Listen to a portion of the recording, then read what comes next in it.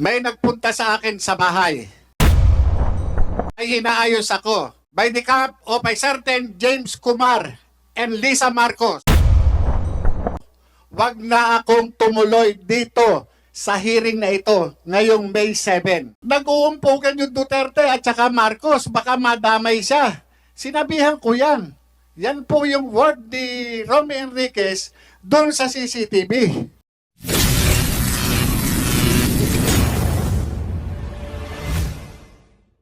Your Honor, after noong 30 April, Your Honor, may nagpunta sa akin sa bahay. Ito po ay inaayos ako. Allegedly, by the help of a certain James Kumar and Lisa Marcos through a common friend named Eric Santiago alias Picoy. Ang pagkakaalam ko po dito, taga-Napolcom po ito. At ang kapatid po nito, isang PIDEA Drug Enforcement Officer. Nakuha po sa bahay ng CCTV yung kanyang, kasi naka-video call po eh. At ako, ayon, di umano, itong si James Kumar, interesado sa akin at naging subject ng kanilang three-way conversation na ako wag nang magsalita. Ngayon nagkaroon pa ng mga series of communication. Kahit ano ang hilingin ko, wag na akong tumuloy dito sa hearing na ito ngayong May 7. Kung hindi ka tumuloy, papahuli rin kita. Yes, Your Honor, alam ko naman po. Kita. Kung hindi ka Nagbiro pa nga ako, Your Honor. Ang gusto ko, loto. Walang problema. Yan ang inaantay.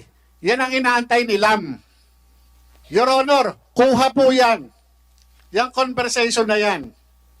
Sandali, bagong revelation yan. Yes, Your Honor. Nung atrenta na after ng hearing natin dito sa Senado, May 1, may nagpunta po sa akin. At yun nga, yung tumawag yung Eric Santiago, video call. Kaya nga, sabi ko, teka muna, hindi ako nag-ano doon sa video call. Yung nga sinasabi, yung certain Kumar, James Kumar, allegedly, yung Bombay, sabi nga Bombay. Sabi ko, ano kinalaman ng Bombay? Ba't ako kakausapin ng Bombay? Hindi ko po kilala itong James Kumar na to. Kilala ko yan. Ako po. Kilala ko. Opo. Kumusay, are you sure of your statements, ha?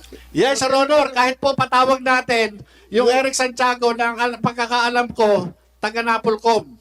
Kumusay, you invite James Kumar and yung isa, Eric Santiago. Opo. At saka yung isa pa raw kausap, allegedly, ito po, allegedly Lisa Marcos, ito po yung Lam. Sandali, puro ka allegedly. Sino nakausap Kasi mo? po, yung Eric Santiago po ang nagsasabi. Sinabihan ka? Interesado. Opo, sinabihan ako na yung Kumar interesado sa akin. Personal kayo nag-usap o cellphone? Yung po yung nagpunta po sa akin, naka-video call po sila. Sino yung nagpunta sa'yo? Si Romy Enriquez po. Romy Enriquez. Kumusay, take note. Pumunta sa'yo, naka-video call. Yes, Your Honor. Pinadinig niya sa akin. Sinong nagsalita doon sa video call? Yung po si Eric Santiago. Anong sabi ni Eric Santiago? Ayun, interesado raw sa akin si James Kumar. Ang gusto pa nga, Your Honor, kausapin ako kung saan ko gusto sa labas. Ang sabi ko naman, hindi, dito na lang sa bahay, dito ako kakausapin. Ngayon, bumalik sa kanya ng usap, itong si Picoy, si Eric Santiago, at sinabi, teka muna, baka raw purtad-tad ng CCTV yung bahay nun. Mahirap. So, na-covered ng CCTV mo yung pagpasok ni yung nagdala ng cellphone, nakakausapin ka? Yes, Your Honor. Nandun. Andun sa Nakuha CCTV? po, nandun kami sa dining eh. Sa dining po namin, meron po CCTV doon. Kaya capture po. Palalim ng palalim ito yung investigasyon na ito. Ang dami ng taong na-involve.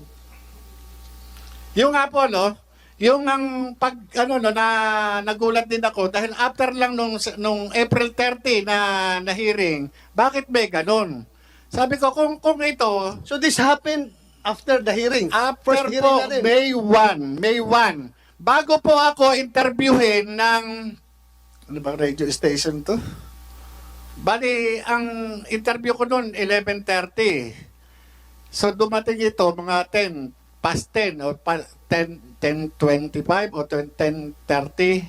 Ganun po eh. So therefore, nakausap mo si James Kumar. Hindi po, yun lang yung nagsasabi na ang interesado sa akin, yung James Kumar, at ito yung ako yung naging pag-uusap nila nung nag-uusap sila na three-way. Sino Three-way. yung three-way? Nag-usap ng three-way. James Kumar, tapos yung isa pa na yung parang Lisa na yun po yung So anong pinarating sa'yo? yung nga po, wag nang magsalita. Para wag na siya magsalita. Kasi ang mangyayari dyan, papatayin yan. Kaya padre, sabi nga ganun nung kaibigan ko, hindi natin maano kung anong desisyon niya. Kasi yan, nagulat din. Nagulat. Nagulat siya doon sa nangyari. Lumabas yung yung trabaho na yan eh. Yun yung pero wala akong mapapangako sa'yo. Hindi, sabi pa nga ganun, magiging director ka. Sabi pa nga sa kanyang ganun. Magiging Director ng ano? Director siguro sa gobyerno, Your Honor. Sino magiging director? Ikaw? Yung kausap, yung nagpunta sa amin. Yung kausap Kasi, sabi niya, Sino ikaw yun? Sino? naman, yung Romy Enriquez, si Rolo. Romy Enriquez. Ngayon, Kasi- ikaw naman ang handler dyan eh. Hindi. Sabi niya, hindi ako handler niyan. Yan, may sariling isip yan. Inaano nga niya, eto. Kaya niya, sabi pa nga niya, sinabihan ko yan, padre. Sinabihan ko yan to si Kuya Jonathan. Na wag nang kasi nag-uumpugan yung Duterte at saka Marcos. Baka madamay siya. Sinabihan ko yan. Yan po yung word ni Romy Enriquez doon sa CCTV. Sinabihan ko yan. Ngayon, yung si Picoy o si Eric Santiago, napaka-insisting niya. Na hindi, sabi niya, natin yan, kaya tulungan natin yan. Tulungan natin yan. Kasi wala papatayin yan. Tingnan nyo, Your Honor, yung posisyon Sinong ko papatayin? ako daw. Ang nagsabi si Yung Picoy, yung Eric Santiago, Your Honor, ang alam ko, taga Napolcom yun eh. Kumsek. Invite Eric Santiago na Pulcom. Bakit ka naman papatayin? Ay, hindi ko po alam dahil po dito siguro. Kasi sa akin lang po, trabaho lang eh.